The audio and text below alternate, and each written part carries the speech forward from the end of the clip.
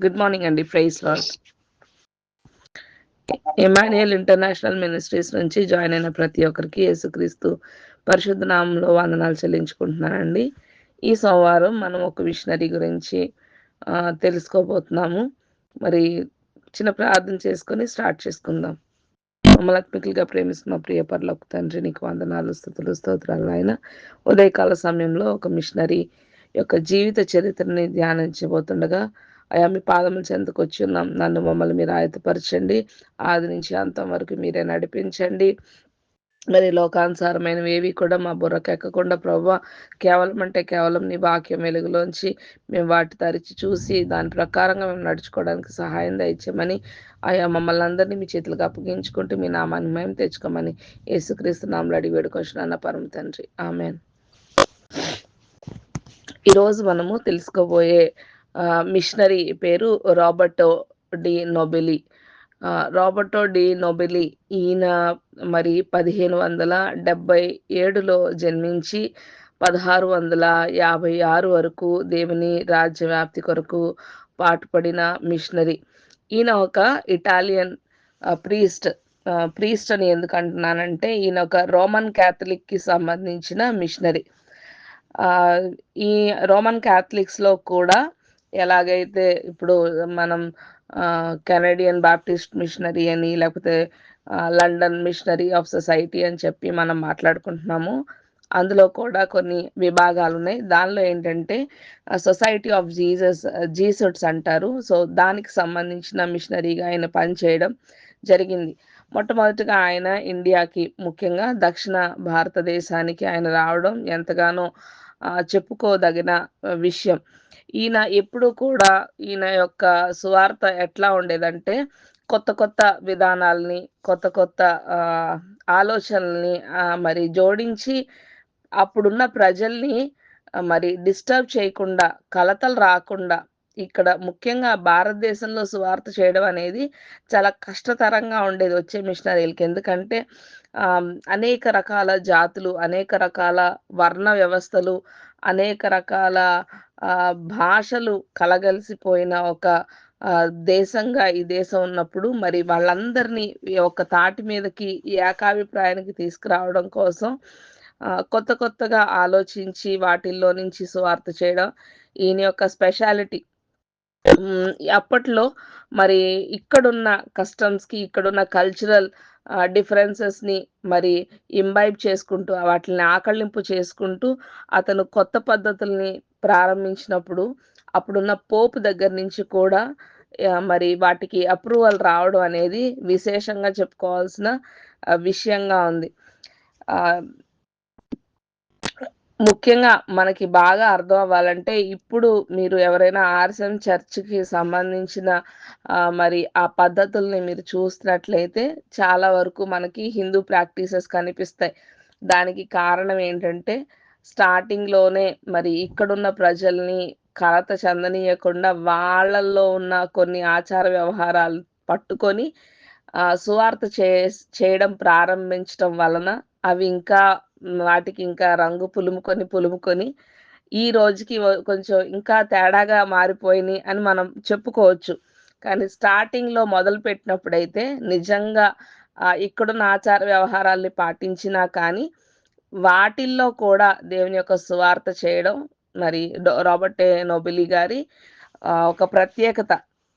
నేను ఇంకా అర్థం అవడానికి ముందు ఆయన ఏం చేశారనేది నేను చెప్తాను. ముఖ్యంగా ఆయన జన్మించింది మాంటే పల్కానియో అనే ప్రదేశంలో, టస్కనీ ఒక రాష్ట్రంలో ఆయన జన్మించడం జరిగింది. మరి సెప్టెంబర్లో 1577 సెప్టెంబర్లో ఆయన జన్మించారు.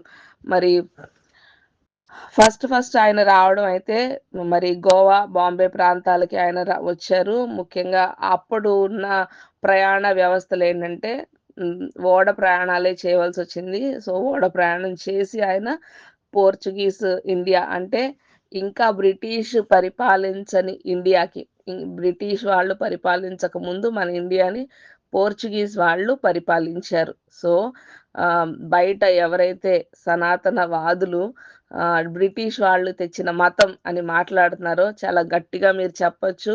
ఇది బ్రిటిష్ వాళ్ళు తెచ్చిన మతం కాదు. బ్రిటిష్ వాళ్ళ కంటే ముందే ఉంది అని. యాక్చువల్లీ రాబర్ట్ డి నోబెలే గారి ద్వారా రాలేదు. దానికన్నా ముందు థామస్ గారే వచ్చారు. మన ఇండియాకి తోమా గారు యేసుక్రీస్తు యొక్క చేతిలో వేళ్ళు పెట్టి మరి తాకి మరి, రుచి చూసి, తాకి మరి అనుభవించిన అనుభవం గల తోమా గారు ఇండియాకి వచ్చారు.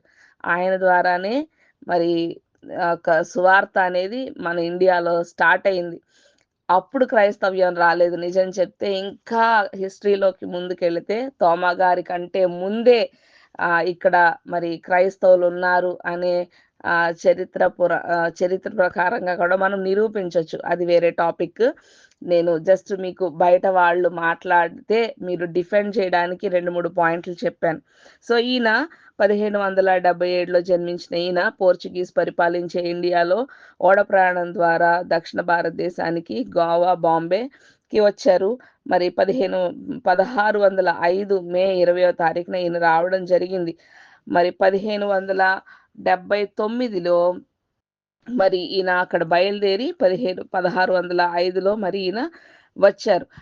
ఈయన స్టార్టింగ్ ఇందాక చెప్పాను కదండీ! ఆయన ఏం చేశారు ఇక్కడున్న ఆచార వ్యవహారాల ద్వారా అంటే, ఆయన రావడమే ఇక్కడున్న భాషల్లో ఆయన పట్టు సాధించి ఫస్ట్ చేసిన పనేంటంటే, ఇక్కడ అప్పటికే సంస్కృతంలో శ్లోకాలవి ఉన్నప్పుడు, ఈయన ఇక్కడ లోకల్ లాంగ్వేజ్ అంటే తమిళ్‌లో ఆయన క్రీస్తు పురాణం అని ఒక శ్లోకాన్ని తయారు చేసి, ఇక్కడున్న వాళ్ళకి యేసుక్రీస్తు యొక్క జీవిత చరిత్రని ఆయన శ్లోకంగా పాడి, వీధులంతా తిరుక్కుంటూ ఆ శ్లోకాన్ని పాడుకుంటూ తిరిగేవారంట.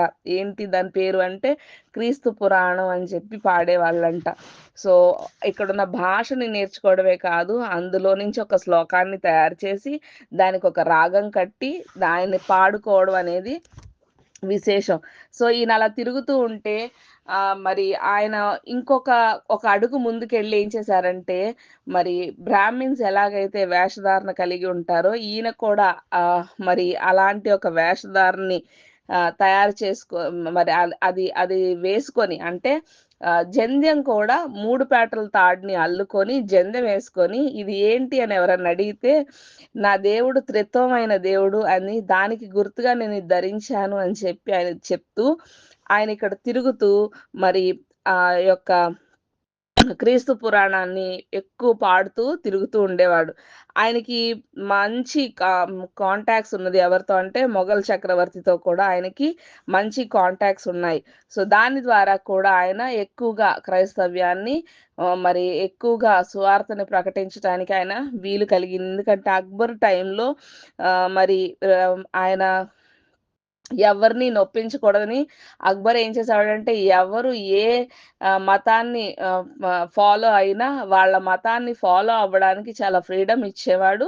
ప్రజల్ని కూడా ఎంకరేజ్ చేసేవాడు. ఎవరైనా ఏదన్నా మతాన్ని వ్యాప్తి చెందించాలని వాటి గురించి ప్రకటించినప్పుడు అక్బర్ కూడా ఏం చేసేవాడంటే, ప్రజలకి మీరు ఆ మతాన్ని స్వీకరించొచ్చు అని చెప్పి ఎంకరేజ్ చేసేవాడు. సో, అక్బర్‌తో ఉన్న ఆ రిలేషన్‌షిప్ కూడా చాలా బాగా పనికొచ్చింది ఈ మన రాబర్ట్ డి నొబిలీకి. కొంతకాలం ఈ యొక్క గోవా, బాంబేలో ఉన్న తర్వాత ఆయన కేరళ వచ్చారు. కేరళలో కొంతకాలం ఉన్న తర్వాత అక్కడి నుంచి మదురై వచ్చారు. మదురైలో మరి 1606 ఆ ప్రాంతం నుంచి నవంబర్ 1606 ఆ ప్రాంతం నుంచి ఆయన తమిళనాడులో ఉన్నారు. ఆయన ఏం చెప్పుకునేవాళ్ళంటే జ్ఞానానికి గురువుని అని చెప్పుకునేవాళ్ళనమాట. ఆయన ఒక సన్యాసిలాగా డ్రెస్ చేసుకొని మరి హిందువులు ఏదైతే ప్రాక్టీస్ చేసేవాళ్ళో ఉదయకాలం లేచి సంధ్యావందనం అని మరి సూర్య నమస్కారాలని చేసేవారో ప్రతీదీ కూడా ఆయన అలాగే చేసేవాడు. కానీ ప్రతీదీ కూడా యేసుక్రీస్తుని ముందు పెట్టుకొని, యేసుక్రీస్తు యొక్క నామాన్ని ముందు పెట్టుకొని, యేసుక్రీస్తు యొక్క జీవిత చరిత్రను ముందు పెట్టుకొని, బైబిల్‌లో ఉన్న సారాన్ని ముందు పెట్టుకొని వాటిల్ని ప్రకటిస్తూ సేమ్ పనులు చేసేవాడు. కానీ దానిలో ప్రతీదీ కూడా ఆయన చెప్పినప్పుడు, మాట్లాడినప్పుడు, ఆయన పాడినప్పుడు యేసుక్రీస్తు యొక్క జీవిత చరిత్రనే పాడడం మరి చాలా విశేషం. ఆయన ధోతియే ధరించేవాడు. చెక్క చెప్పులు అప్పట్లో మరి పాదుకలు వాడేవాళ్ళు కదండీ! సో, పాదుకలే యేసుకునేవాడు. మరి ఇందాక చెప్పినట్టు ఆ జంధ్యాన్ని కూడా 3 పేటల తాడుగా అల్లుకొని త్రిత్వమైన దేవుడికి ఇది రిప్రజెంటేషన్ అని చెప్తూ ఆయన వేసుకునేవాడు. సో, వీటన్నిటిని కూడా అప్పుడున్న కొంతమంది వ్యతిరేకించినా చాలా మంది దాన్ని స్వీకరించటానికి ఇష్టపడ్డారు. మరి నోబులి గారైతే సంస్కృతం, తెలుగు, తమిళం బాగా నేర్చుకొని మరి ఈ ఈ ఒక గురువు దగ్గర నుంచి ఈ యొక్క లాంగ్వేజెస్ అన్నీ నేర్చుకోవడానికి మరి ఆయన ఇష్టపడి వాటి మీద పట్టు సాధించారు. మ్యాక్స్ ముల్లర్ గారు ఎక్కువగా పుస్తకాలు ఎవరైతే మరి లిటరేచర్ వర్క్ చేశారో, ఆ లిటరేచర్ వర్క్ అంతటిని బయటికి తీసుకురావడానికి మ్యాక్స్ ముల్లర్ గారు చాలా బాగా వెనకాల ఒక స్పాన్సర్‌గా లేకపోతే ఒక లిటరేచర్ వర్క్‌ని బయటికి తీసుకురావడానికి హెల్ప్ చేసేవాళ్ళు. సో, ఈ మ్యాక్స్ ముల్లర్ గారు ఈయన రాసిన పుస్తకాలు, ఈయన రాసిన శ్లోకాలు, ఈ యొక్క ప్రాంతీయ భాషల్లో ఈయన చేసిన రచనలన్నిటిని కూడా ముద్రించటానికి చాలా హెల్ప్ చేశారనమాట. సో, ఈ రొబిలి గారు ఈ యొక్క క్రైస్తవ్యంకి సంబంధించిన ఈ యొక్క బైబిల్‌లో ఉన్న డాక్ట్రిన్ అంటే ముందు సువార్తలు మత్తయి, మార్కు, లూకా, యోహాను సువార్తలు ఏవైతే ఈ 4 సువార్తలున్నాయో, దీనికి సంబంధించి ఆయన మరి పుస్తకాలు రాశారు. సేమ్ టు సేమ్ బైబిల్ రాయలేదు. వీటిల్లో ఉన్న సారమంతా తీసి పుస్తకాలు రాశారు. ఆ పుస్తకాలు రాయడంలో తమిళంలో ఆయన కొన్ని కొన్ని పదాల్ని సృష్టించి అంటే మనం కొత్త పదాన్ని రా స్టా మరి వాడినప్పుడు, తయారు చేసినప్పుడు ఆ పదం అప్పటి వరకు ఉండదు. బట్ పదాన్ని మనం కాయిన్ చేస్తాం. పదాన్ని మనం కొత్తగా స్టార్ట్ చేసినప్పుడు దాన్ని కాయిన్ చేయడం అంటారు. అలాంటి కొత్త కొత్త పదాలు ఆయన కాయిన్ చేసేవారు. ఆయన కాయిన్ చేసిన పదాలేంటి ఆ పుస్తకాలకు సంబంధించి అంటే కోవిల్ అనే వర్డ్‌ని ఆయన కాయిన్ చేశారు. కోవిల్ అంటే ప్లేస్ ఆఫ్ వర్షిప్ ఒక గుడిని కోవిల్ అంటారు. అప్పటి వరకు తమిళంలో కోవిల్ అనే పదం లేదు. అలాగే అరులని, ప్రసాదమని, గురు అని, వేదమని, పూసై అంటే సర్వీస్ ఇప్పుడు మనం వర్షిప్ చేస్తాం కదా! ఆరాధన. సో, దానికి సంబంధించి ఇలా కొన్ని కొన్ని పదాలు ఆయన కాయిన్ చేస్తూ తమిళంలో ఆయన కొన్ని పుస్తకాలు రాశారు. ఆ పుస్తకాల్ని మ్యాక్స్ ముల్లర్ గారు ముద్రించడానికి సహాయం చేశారు. ఆయన మరి ఈ క్యాటకిజం అనే పద్ధతిని స్టార్ట్ చేశారు. ముఖ్యంగా ఇప్పటికి కూడా ఆసియం చర్చెస్‌లో ఈ క్యాటకిజం అనేది కంటిన్యూ అవుతూనే ఉంది.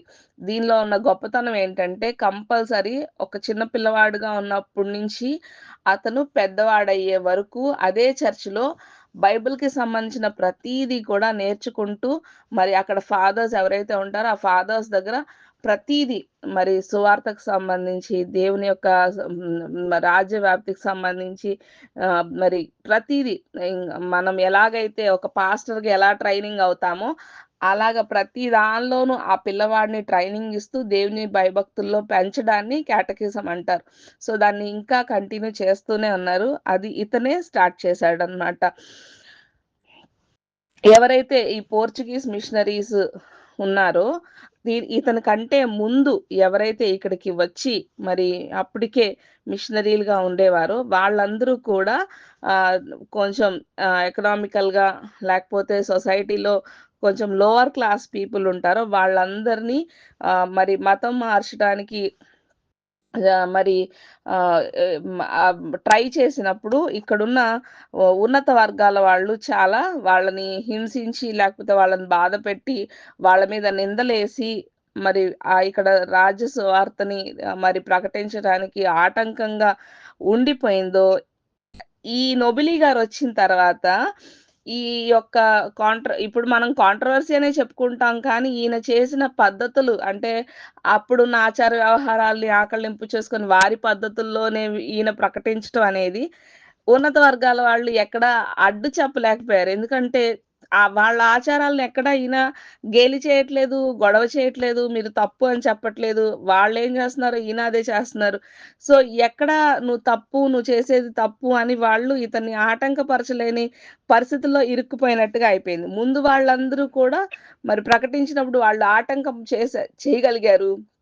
కానీ ఈయనేదైతే రాబర్ట్ నొబులి గారు ఏదైతే పాటించారో ఉన్నత వర్గాల వాళ్ళు ఆటంకం చూపించలేని పరిస్థితుల్లో మరి ఉండేదన్నమాట. అప్పుడున్న గోవా ఆర్చ్ బిషప్ కూడా ఈ యొక్క పద్ధతిని చూసి ఆహ్, చాలా ఇంప్రెస్ అయ్యారు అనే విషయాన్ని కూడా మనము చూడొచ్చు.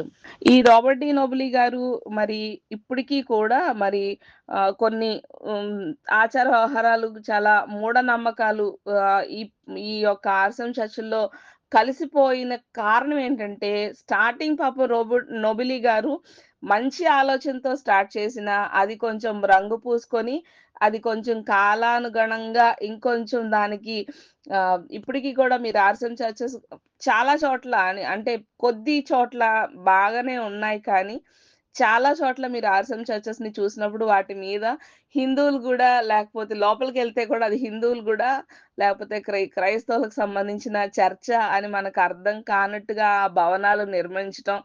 లేకపోతే మరి ఇంట్లో పాటించే వ్యవహారాలు కానీ, లేకపోతే ఇంట్లో వాళ్ళ వివాహాల విషయంలో గానీ, లేకపోతే ఇంట్లో వాళ్ళు జీవించే పద్ధతుల్లో గానీ, ఎక్కడ మనకి క్రైస్తవ్యానికి, హిందూయిజానికి తేడా లేకుండా కనిపిస్తాయి. ఎందుకు అంటే, కాలానుగుణంగా వాటిల్లో ఈ కొట్టుకొచ్చే నీరు కలిసిపోయినట్టు కొంచెం తేడా అయిపోయిన విషయాన్ని మనం అంగీకరించక తప్పలేదు. కానీ 'నొబిలీ' గారిని మనం అప్రిషియేట్ చేయాల్సిన విషయం ఏంటంటే, ఇక్కడికి వచ్చి ఇక్కడున్న ప్రజల్ని మార్చటానికి ఆయన కొత్త పద్ధతుల్ని అంటే ఎంత ప్యాషనేట్‌గా లేకపోతే ఎలాగైనా నా దేవుడిని నేను ప్రకటించాలి. ఏది చేసైనా నా దేవుడిని నేను వీళ్ళకి అర్థమయ్యేలా చెప్పాలి అనే ఒక ప్యాషన్ ఉంది కదా! ఆ ప్యాషన్‌ని బట్టి ఆయన కొత్త కొత్త ఆలోచనలతో ఆయన స్టార్ట్ చేశారు. స్టార్ట్ చేయడమే కాదు ఉన్నత వర్గాల్ని వాళ్ళు కూడా మెప్పించి వాళ్ళని సైతం ఆయన మార్చగలిగిన మరి గొప్ప చరిత్ర ఈ నొబిలి గారిది అని మనము ఒప్పుకోవచ్చు. ఈయన 1656 జాన్వరి వరకు మరి జీవించి చెన్నైలోని మైలాపూర్ ప్రాంతంలో 79 సంవత్సరాల వయసులో ఆయన దేవుని పిలుపునందుకొని మరి చనిపోవడం జరిగింది. ఈయన మరి యజుర్వేదం నుంచి మరి ఆయన ఏదైతే ఇక్కడున్న లో యజుర్వేదం ఏదైతే ఉందో, ఆ సంస్కృతం యొక్క ఆ యజుర్వేదాన్ని తీసుకొని ఆయన ఫ్రెంచ్ ట్రాన్స్‌లేషన్‌ని కూడా మరి ప్రపోజ్ చేసి కొంతవరకు ఆయన రాశారు అని చెప్పుకుంటారు. ఎంత ఇది నిజం అనేది మనకి తెలీదు. బట్ ఈ యజుర్వేదాన్ని మ్యాక్స్ ముల్లర్ గారు కూడా కంక్లూడ్ చేయడం జరిగింది. బట్ నొబిలి గారు ఆథర్ కాదు అని కొంతమంది చెప్తారు. కొంతమంది నొబిలి గారే రాసారు అని చెప్తారు. బట్ వాటెవర్ లూడో రోచర్ అనే అతను పబ్లిష్ చేశారు అని చెప్తారు. బట్ ఏదేమైనా గాని ఆ యజుర్వేదం ఫ్రెంచ్ ట్రాన్స్‌లేషన్‌లోకి కొంతవరకు జరగడం అనేది నిజం. సో, ఈరోజు మనం ఈ రోబర్టి నొబిలి గారి దగ్గర నుంచి మనం తెలుసుకోవాల్సిన ఒక మేజర్ విషయం, నాకు బాగా నచ్చిన విషయం ఏంటి అంటే, ఇప్పటికి కూడా మన మధ్యలో చాలా మంది దేవుని తెలుసుకొని వారు యేసుక్రీస్తు ఎవరో తెలిసినా కానీ ఇంకా వారు అంగీకరించలేని పరిస్థితుల్లో ఉన్నప్పుడు మనం ఆహ్, చాలా చోట్ల నేను చూసిందేంటంటే, మీరు మొక్కే దేవుడు తప్పు, లేకపోతే మీరు రాళ్ళు, రప్పలకి మీరు మొక్కుతున్నారు అని మనం గేలి చేసినట్లుగా, లేకపోతే ఎద్దేవా చేసినట్లుగా, లేకపోతే పాయింట్ ఔట్ చేసినట్లుగా, లేతే పోక్ చేసి వాళ్ళని రెచ్చగొట్టినట్టుగా మనం సువార్త చేయడం నేను చాలా చోట్ల చూసాను. సో, ఈ పద్ధతి సువార్త చేయడానికి అస్సలంటే అస్సలు తగని పరిస్థితి. ఎప్పుడైనా సువార్త మనం చేసినప్పుడు, ఆ సువార్త వెనకాల ప్రేమ కలిగి ఉండాలి. ఎందుకు ప్రేమ కలిగి ఉండాలంటే, మనమేమి గొప్పవాళ్ళం కాదు. మనలో ఏ గొప్పతనం లేనప్పుడు మరి మనం కంపు కొట్టే పరిస్థితుల్లో, చచ్చిన శవంగా ఉన్న పరిస్థితుల్లో, పాపం అనే మరి వాసన దరిద్రమైన జీవితం బురదలో పడి ఆహ్, ఒక పనికిరాని స్థితిలో ఉన్నప్పుడు మన మురికి గుడ్డలాంటి జీవితం కలిగి మనమున్నప్పుడు, మనల్నే క్షమించి దేవుడు మనల్ని ప్రేమించి మనకి రక్షణిచ్చాడు. తోటి సహోదరులు మనతో పాటు మన చుట్టూ ఉన్నవారు, మన తోటి సహోదరుని నిన్ను వలె నీ పొరుగువారిని ప్రేమించు అనే మాటను పట్టుకొని మనం వాళ్ళను ప్రేమించలేనప్పుడు, ఆ ప్రేమతో వాళ్ళకి సువార్త చెప్పలేనప్పుడు, సువార్త వెనకాల ప్రేమ లేనప్పుడు, నువ్వెంత సువార్త చేసినా, ఎంత అరిచి గోల పెట్టినా, ఒక్క ఆత్మను కూడా మనము రక్షించలేం. మనం సువార్త చెయ్యాలి అంటే, సువార్త వెనకాల ప్రేమ కలిగి ఉండాలి. మనం చెప్పే మాటల్లో ప్రేముండాలి. ఆ మాటల్లో కూడా దేవుని ప్రేమను చూపించాలి. దేవుని ప్రేమను ప్రకటించాలి.